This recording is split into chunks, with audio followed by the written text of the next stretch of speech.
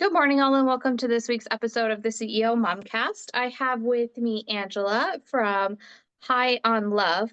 Now, I have to admit, before we got introduced through Modern Day Wife, I had never heard of your company before. So I'm going to hand it off to you because you'll explain it best and tell us what High on Love is all about.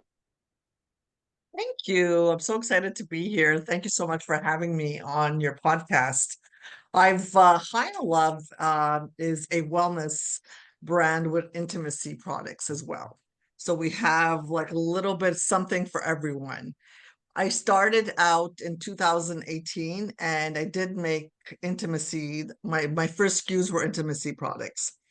And I've wanted to create something that was beautiful and luxurious and took the stigma away from sexual wellness, if you wish.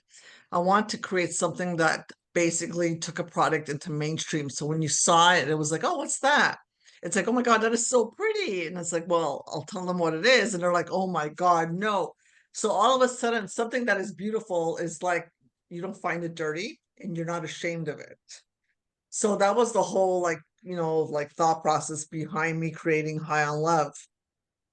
So it was something that we started that it's like, okay, you know what, this is kind of neat and it's pretty and it's, but I also like I wanted, the more you start talking to women and various, like all these things come out and it's like, well, you know what, I think there's a lot of women that need something like this to talk about it, to feel comfortable about whether it's their sexuality, whether it's about their self-care, whether it's about taking time for me, them, because we get so caught up in this hustle and bustle that Mhm. we don't, have time make time for ourselves, which I really hope High on Love will do that for, for her and like for them and like for really, because when you take care of yourself, listen, you're just a much, you feel better, you look better. So, and I'm hoping that to translate into that.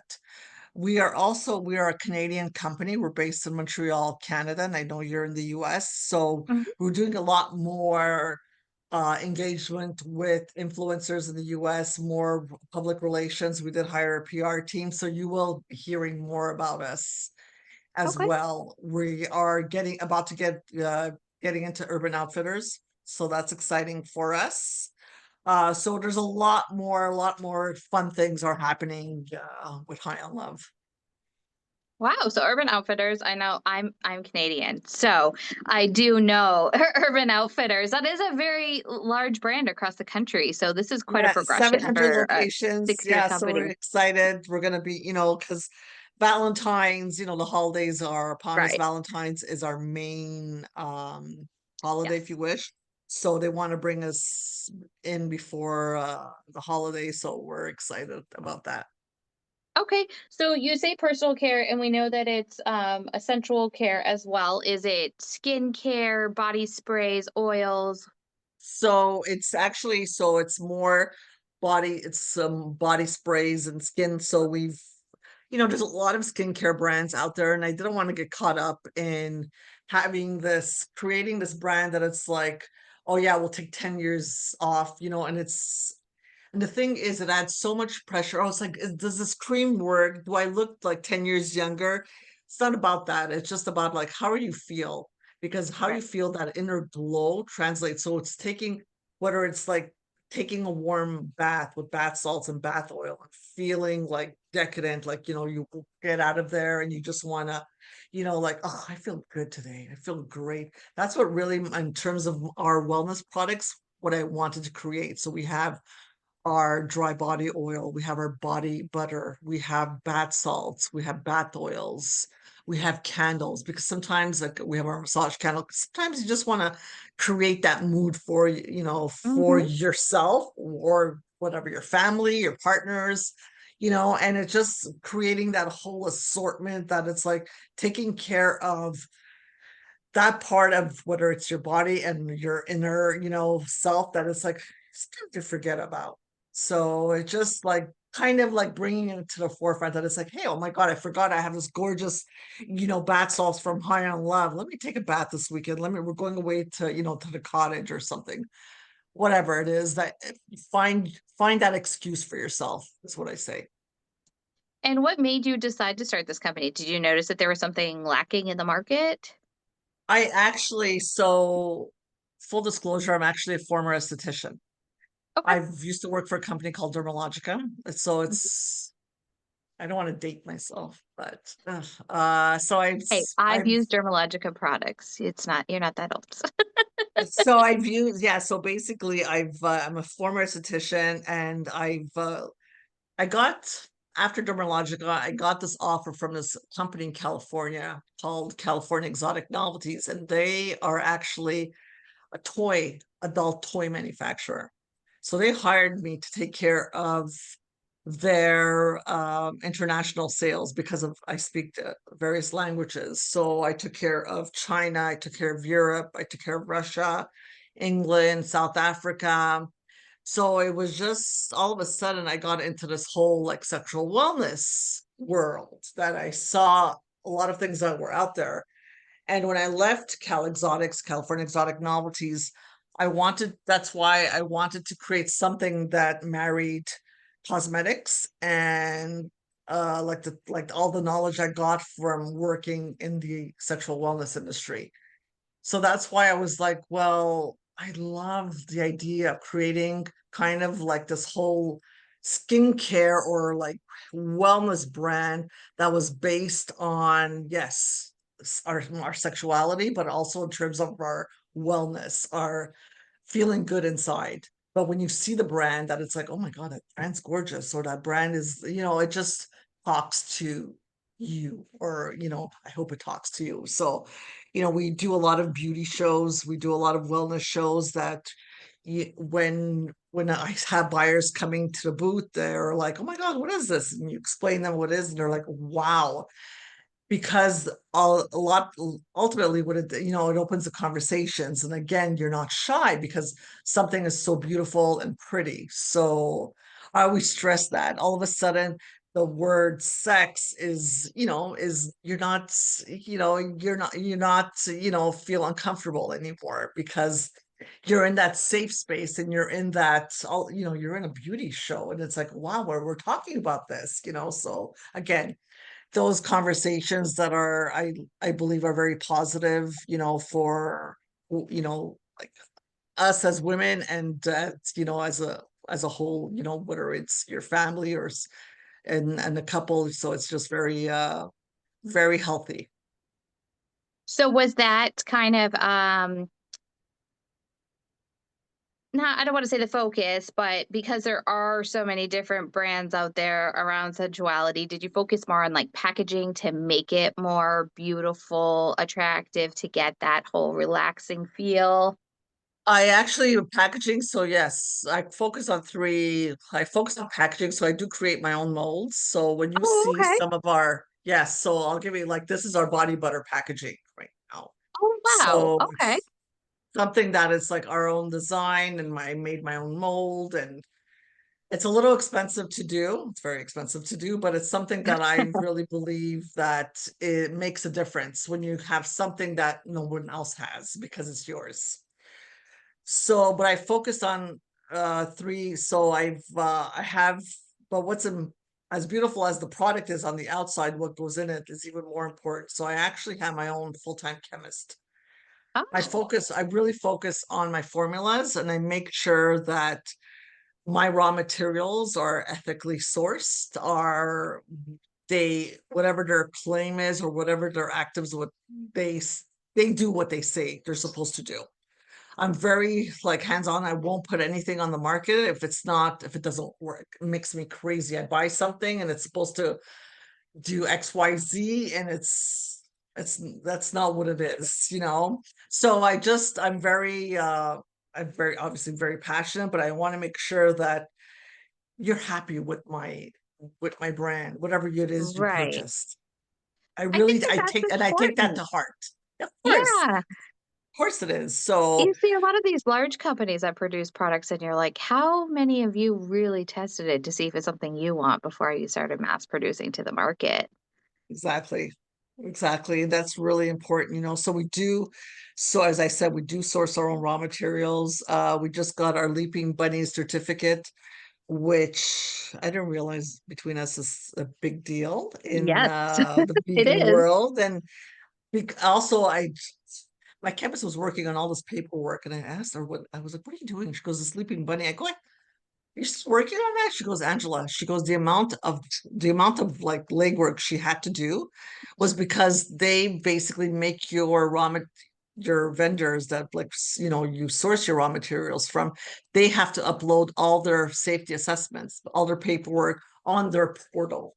So it was really, it's well thought out of. It's something that it's like we did a lot of legwork, and we're very proud that we have our Leaping Bunny certificate. I've heard. So I've dealt with other skincare companies, a few Canadian, and it seems to be not that American companies aren't looking for it, but the FDA regulations down here are so different. So that when Canadian companies achieve it and do all that work, it is like a big process because our It's a standards big are deal. It was higher. actually the same amount of work that we did when we did our registration for the EU. Oh, okay. Yep. So the EU and Canada have higher standards than the FDA down here does. So I hate to yeah, it is say a it, but the process. reality is they do. So when Yeah, because now I sit on a couple of boards, and when some like American companies want to sell outside of the US, they find it difficult. I said, well, you right. have to get your ducks in order.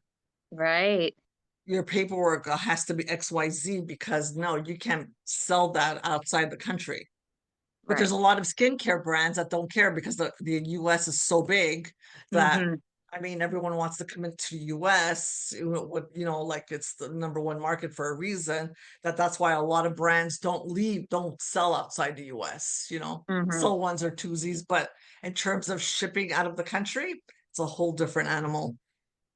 Absolutely, and I don't, I mean, everybody with the FDA, like, it's kind of sad to say that this country is like, "Oh, well, these are our standards and everybody else has higher standards and we're okay with that." So it really makes you question what you're putting in your body outside of even skincare, like. Right. But you know what, though? Sometimes you just don't know, Right, right? So you right. just don't know, right? Because you just feel like, okay, this is what is being sold on the shelf, so it must be Mhm. good. It Yep, must be like, why would, let's say you're in Walgreens or whatever, like it must be good, and it's like, well, it's not really. Once you get into the nitty-gritty and how things work in terms of whether it's supply chain or whether how that product got on the shelf in your local neighborhood, it's like it's just, yeah, it's interesting. Let's just leave it at that. so, Angela, what is one big lesson that you had to learn in starting this business? Patience, Okay. patience, yeah, patience, and I'm I'm always on the go, go, go, and sometimes I really have to. Uh, I have to listen to my own advice and, like, you know what? Why don't you relax? Take time to self care. Right? Let's take a bath. Angela, would you relax? Because you're making everyone crazy around you. So patience is really something that I'm still learning. I had that conversation with my husband this morning. I was like, "I don't even know what a day off looks like anymore." It's one thing or the other, and so I'm having to be more mindful about at least planning half a day where I have nothing to do. Like, I might putter and do things around the house, but that's life, but, like, that slowing down is very important. It is, and sometimes when you are sitting in that mindset of slowing down, it's like, okay, well, what am I doing with myself? It's Yep. I say it's my ADD my ADHD, because even if I'm like, "I'm gonna sit here and watch TV," I'm sending emails on my phone, or I'm of getting up and course, starting a load of a laundry, hundred, a and hundred, yeah. 100%, 100%. Mhm. Absolutely, I know. It's not a bad absolutely. quality anymore. They used to frown upon ADHD, and now it's like a success thing. Just keeps you going all the time. So tell us a little bit about your support system. Is it just you, or do you have employees working for you? I have a team. I do have a team of 9. Okay. So I do have my chemist, I do have my designer, my marketing team, I do have a sales team, operations. So I do have a team that supports me. Good. Okay. I always like to hear that with small businesses because sometimes it is just the one woman show, which is understandable when you're starting out. But as soon as you start to add employees and it really does help your success grow because you have people to bounce ideas off of, people who come up with new stuff and just ultimately benefit businesses. Oh, absolutely, absolutely. And it's also making sure you surround yourself with people that, I mean, that love the brand, that love, Right. believe in the brand, believe in what you're doing, and you feel comfortable that to become part of your family and your support system. Hmm. Because you're starting your day off, and you want to start that it's like it's healthy. It's like you want to be around people that you love, you Right. basically Right. love, right?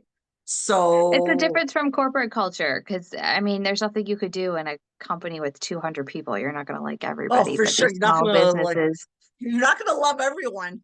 right? Love it. Right. That's funny. Uh, so this has been like a 6-year business, 6, 7 years, so relatively Yes. new. Has it been a big learning curve or, you know, has it been okay because of your background? It's okay because of my background, but I'm still learning. There's a lot of things, especially in the corporate world and the financing, if you wish, because there's a lot of Mhm. times, like I would go to banks and I'd be sitting there and I'd be like, I have no idea what they're talking about. Like what they say. What does that mean exactly? But now I'm just getting into it and like understanding what they are talking about, what they are Mhm. referring to. And I'm still learning, on the finance side, like making sure that when how to read a spreadsheet, how to read my balance sheet, it's because it's hard to do it all and understand it all, but Right. and listen, I'm the first one to admit there's certain things I don't like to do within my company, but at the same time, you have to understand it all as a whole because Right.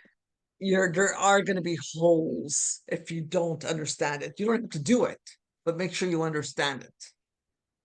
That's a very good way to look at it, because yeah, people think you have to be able to do it all and that you're not No, successful there's or a you lot of fail in a things. certain area. Exactly. There's a lot of things I will refuse to do. Like I'll give you an example. Full disclosure, I don't sign my own checks for in the company. I will not do it. I won't touch my money because there's certain things that I'm not good at. Not good at, like, financing, making sure that my at the end of the month, this is balanced that. So let me hire a professional that does know how to do this. Mhm. Yes, of course, it's a big, as a small business, it's very hard. You're giving someone that responsibility and you're trusting them with your money, right? Right. And of course, it's different in the corporate world, but with a small business, it's like it's a few things like, oh my God, he or she has access to my money or this or that, Yeah. but that's the only way you're gonna grow is by doing that, by like admitting to yourself that you can't do it all. Mhm. Which I think Because is there's got, hard for business owners because that's the of course, entrepreneurial spirit. of course, and it's extremely hard. And I'm good with it. I'm like, I always say it's like I have my big girl pants on, that it's okay, Angela. There's a few things that it's like you can't do. So We can't be good at everything. There's no. just no way. So you're gonna be at the Modern Day Wife event and expanding into Urban Outfitters. Where do you see the business going in 5 years? Is there like plans of a product expansion or Product expansions, and I hope to get on more retail shelves and have, like more boots on the ground, if you wish. I okay. also see the brand, I plan on expanding in the Middle East Oh as wow, well. okay. Do you think that's gonna be a hard market just because it's target like sold as a sensual product? I think it's going to be an easier market for me. Okay, The Middle East is the largest purchaser. Their buying power for lingerie is huge. okay.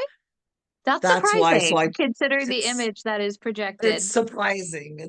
They don't like, we do have like certain, if you go on our website, we do have limited edition of some toy collections that we have.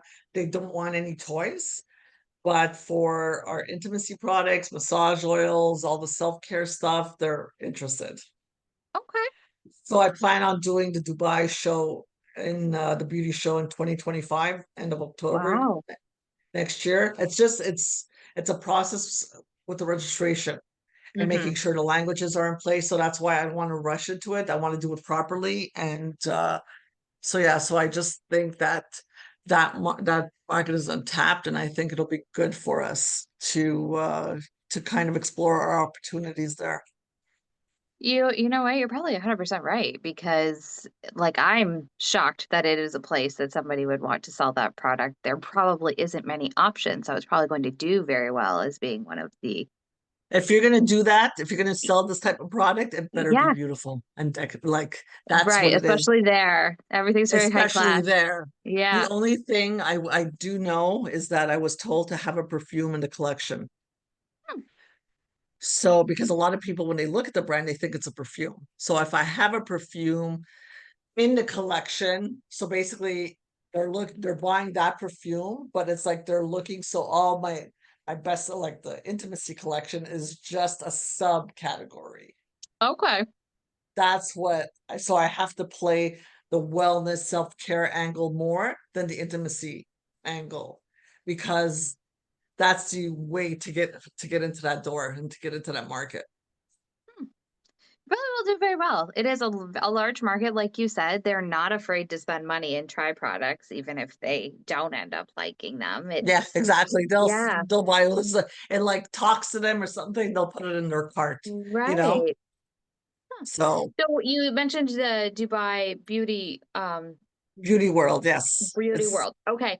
Is this something that's kind of in every market? Like Europe has its own beauty expose or like every yes. So country? the Okay. biggest beauty show in the world actually is the Cosmo Prof in Bologna, Italy. Okay. That show is so huge. There's over 4,000 exhibitors. Wow. I kid you not, it takes days to walk that whole show. And I you're not even going to imagine. see everything. You're not even from one end to another takes 45 minutes to walk it. Okay. So And so that's is where this I'll like a stop you. week-long event in order for people to be Oh able my to fit God. everything So in? yes, so I did that show. Listen to this. I did that show like for it was last year in March of 2023. I did it and I was like, oh, okay, like it was a 6 day, but like our section was a 3 day event. So I did, and I was like, okay, I'll take one day and then go visit other booths and all that. Yeah, okay. I was so tired. I was so exhausted. I was like, oh, get me out of here now. It was so huge. It was so, and the thing is, because it's so big, a lot of buyers, when they your appointments that you do have, they'll come and they're out of breath. They're so exhausted. So From going everywhere. for the time Yeah. they found you, so, but it's so like, wow, it's so impressive to see because I've done the shows in Vegas and Los Angeles, New York, Miami, but this one is wow, it's just huge. I didn't know. See, as a consumer of beauty products, you don't know all the stuff that goes into it. I learn a lot from doing these interviews, and yes, you can research your companies and things like that, but people don't know about all this stuff. Like it's a whole world, It's a the whole industry world. and It's all a these whole like, places you can go. exactly, especially just from starting with different like your concepts, the suppliers to like kind of how this product got from A, like in my little head, to like the end consumer on some on the shelf, like or so Right. in someone's bathroom or in someone's bed. So it's just there's so much work and there's so much steps, and so it's a matter of like exploring. It's a matter, and we're still, and being in the space, you're still finding new things and new markets and new like, oh, this show or that buyer, whatever it is. So and new things come up every day. And if you had to give one piece of advice to somebody starting out in your field, what would it be? Do as much research as possible. Uh, do as much research as possible, and also I would just like make sure that you don't get intimidated by the industry. is what it is. If someone wants to have, a brand intimacy brand or wants to start something, just you know what, like just go and just do what your heart tells you, and sometimes you don't have to listen to everyone because I was told from day one that the brand would not work. I was Oh, told by many people the brand will not work. You're barking up the wrong tree with this category and what you're trying to do. hmm, And I said, yes, but I would buy it. And there's a lot of women out there that would buy it. of And I went course. to different investors and different banks, and they would say, no, that's it's not something that's done. I go, that's the point. It's not been done, Right. So, and I'm trying to create this whole like, open this whole new avenue for this category, and they're like, well, we're not there yet. It's not the time. So I basically financed my own project and took money from my I remortgaged my house, and I was like, well, I'll do it myself. That's a big gamble. It's a big gamble, so I gambled on myself. Yes. So as long as you know that you're Now I going to won't follow take through. yeah, now I won't take investors. No. Well, I mean, it makes sense. If you've done it on your own, why let other people reap the rewards?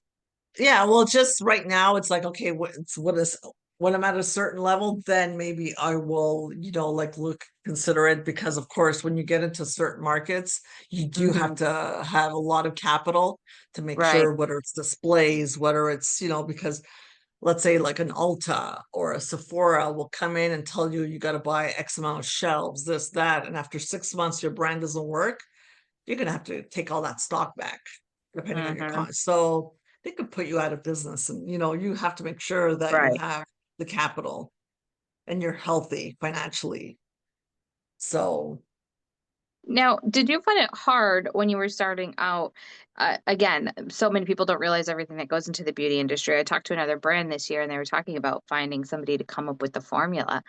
I guess people just for the most part assume that, it's there. It's not that hard to find. But like you said, you had to hire a chemist to come up with these formulations and get the right scents and things like that. Was that a hard process? it's always a hard process because the thing is, I tell my chemist what to do. My chemist basically, so even though they're like, I always tell her, yes, I'm the chef and she's the cook. I know exactly what I want in my formula. And sometimes I'll be like, okay, let's go to this supplier, or I'll go to different shows. And it's like there's certain like I always look for different stuff like actives ingredients that are either patent or making because I have a lot of clinical trials. Even though I don't, we're not a brand that makes claims or anything. I want to make sure that that formula works. That Okay. is because but I've learned that from experience too, making sure a dry body oil is actually drying when you put it on and not Right. greasy and you don't feel sticky when you put your clothes on. Hmm. Like, but then finding that formula, or having a massage oil that has proper slip. So what type of oils will allow you to do that? But it's trial and error, or knowing, yes, I know working in the past with this oil or that oil, this is what it does. Okay, so again, so knowing that and having that experience is kind of important, but it's trial and error. I'm also a Hmm. product junkie as well. So there's a lot of things I buy that I'll be like, oh, what's this? What is that? Or and it's like, okay, I'll think. It's the same thing when you eat food. It's like you'll have this gorgeous cake, and it's like, oh my God, I love this. It's inside here. And then you take it from there. It's like, okay, I could use probably this ingredient when you're making, I don't know, something like I'll be making a risotto with truffles or something. Do you know what I'm saying? All of a sudden you become creative and it's like, okay, but Yes. you have to have that, like, I mean, my brain is always thinking about like what's, what was inside this, what was made, and how can I utilize it because I love it so much, and where can I use it, or how, so. So not everybody has it because I could tell you right now, my brain doesn't work like that. I'm like, yeah, It I like just the smell of stuff, but I never question what goes into it to make that I smell. question everything. I'm like, oh my God, I love this. Or I'll smell something and it's like, oh my God, I can't live without it. What is this? Oh my God, I'll go to like 3, 4 different vendors. Oh my God, need to know exactly what, I know, but I've become obsessive though a little bit. But that's your job, so Yes. it's not a bad thing, right? So what trends are you seeing for your industry going into 2025? Do you think there's gonna be, like, a push on sensual products coming Oh, I out? think there's a push. There's always a push. There's always a new brand and that in the intimacy category coming out weekly. So I think that we are seeing a trend on having more, making the category more mainstream. I think there is a Okay. trend, and which is, I think it's wonderful because as much as, yes, competition is healthy, but also I really believe that women need more products, need more need to put, like, just think of that category and just like kind of whether it's because it's part of taking care of yourself. There's a reason why, Right. sexual wellness is part of Maslow's hierarchy of needs, I always say. Mhm. So I just think it's wonderful for what it could do for women. I'm all for it. Absolutely. And I like to support women that are in the industry, and whether it's doing collabs or like giving advice. I'm very supportive of female entrepreneurship, yes, and in the beauty space, sexual wellness space, etc. That's important because I don't wanna say that women are the underdogs. There's a lot of small and large women-owned businesses that are coming out of the woodwork, so I think women are really starting to find their value in that. But do you think that it's harder for women to break into the business industry than men? Depending. Okay. I think right now we're seeing a trend that now's the time to do it. Like, Mhm. let's do, I just think there's a lot more opportunities, there's a lot more doors. Yes, it's not easy because Mhm. everyone would be doing it if it was so easy, Right. but it's just, I think it is a little easier than Mhm. it was X amount of years ago, and that's wonderful. And I just, like we're getting there, and I just think there's a lot of great opportunities. The glass is always half full, Right. so I just think there's a lot of good things, and it's like, if you want to do it, follow your heart. Well, and I think too with the beauty industry, it is ever evolving and new products are always needed based on market need. So there's always going to be space, Oh, whether it's a absolutely, little space or a absolutely, big space. Yeah. absolutely. There's always something coming up. There's always something that, we need to do, and it's just a matter of you finding what you're good at and what you like to do. So, Well, Angela, thank you so much for taking your time to talk to us today. For all of my my pleasure. listeners, you can find High on Love on Instagram with links to the website, which you can shop online. Do you do shipping to the US? Yes, we do. We We do it in do. the Okay, warehouse in the perfect. So US. that's great. For most of my listeners are in the US, of course. So that's great. If you want to try the products, Angela's website is there. And again, thank you so much for taking the time to chat with us today. Thank you. Thank you so much. And I would love to send you a box of goodies as well. Oh, So if you do want to have like a contest or something, but I would love to send you personally a box of goodies. that's a great idea. I'll be in touch about that. I'm sure my listeners would love a chance to win some prizes. That'd be great. Would be my pleasure. Thank you. Thank you.